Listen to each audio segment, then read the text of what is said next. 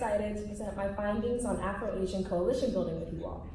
But before I dive into my work, I would like to take a moment to ground my research in my life and explain why I care about Afro-Asia. In high school, I began studying Mandarin. 我的中文名字是Shwam-Curtis Raymond，我水洗中文水了7年了。这是彭老师，彭老师是我第一个中文老师。In short, my Mandarin teacher in high school, Peng Lao Shi, catalyzed my love for China and further down the line inspired me to major in Asian studies. In college, I also started working at the Asian American Studies program, and because I was in that space, I met my friends and comrades in a student organization called Asian Pacific Americans for Action, or APAA.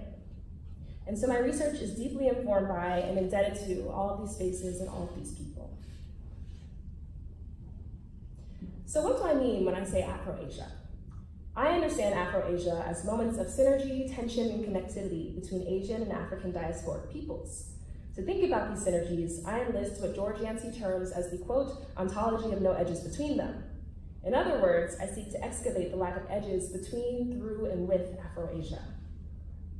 Regarding coalition building, my analytic understands coalition as emerging from a mutual oppression by structures of power. Or as Fred Moten puts it, quote, the coalition emerges out of your recognition that it's fucked up for you in the same way that we've already recognized that it's fucked up for us. I don't need your help. I just need you to recognize that this shit is killing you too.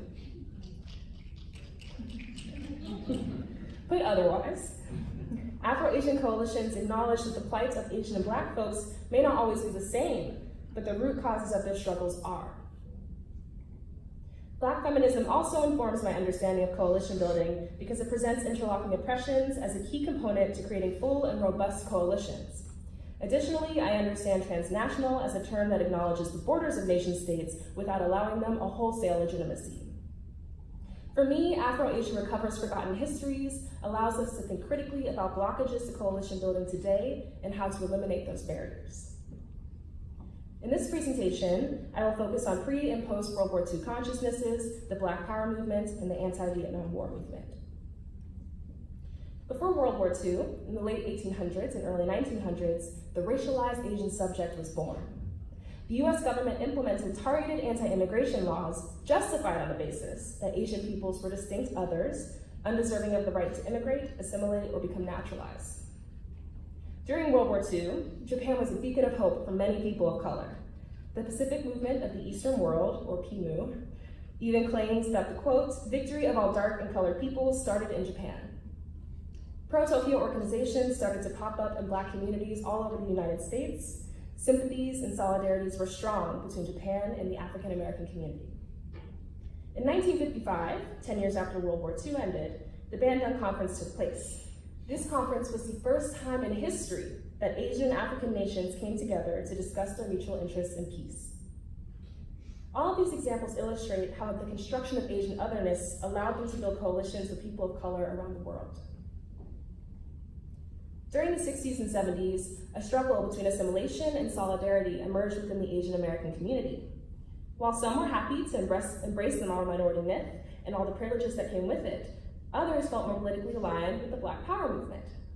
The Third World Liberation Front strikes at San Fran State College in 1968 demanded the formation of an ethnic studies program, and the strong presence of Asian Americans in these strikes exemplifies Asian America's emerging self-identification as people of color.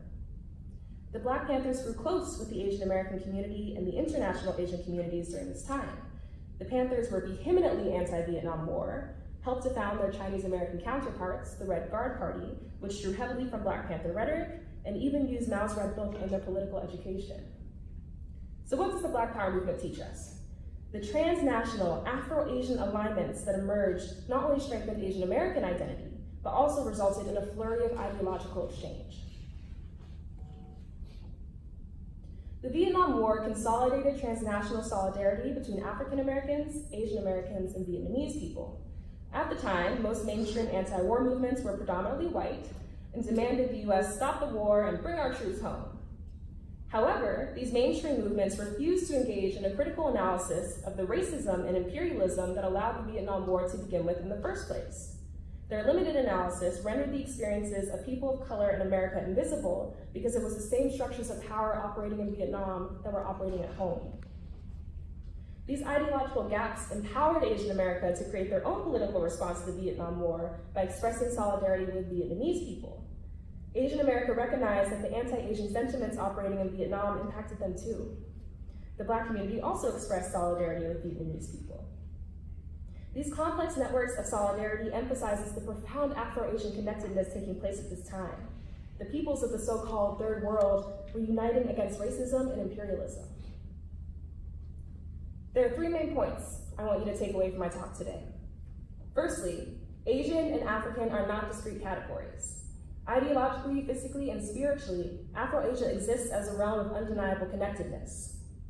Secondly, Afro-Asian histories have been erased and/or excluded from the American imaginary. These exclusions render the deep ties between these communities invisible and serve to create cavernous divisions. And thirdly, just as the generations before us endeavored to redefine the relationship to one another and to the state, we are now called again to redefine those relationships. While identities like Asian American and African American were originally conceptualized as reputations of the state and of whiteness, they have been co-opted by the state as categories that build barriers between us. In my future work, I want to think more critically about post-subjectivity and Moten and Hardy's concept of the undercommons. The undercommons is an imaginary where fugitivity exists unbounded and labors to imagine the unimaginable world wherein the violences of our lives are absent. And it is my belief that our next steps must take place there. Thank you.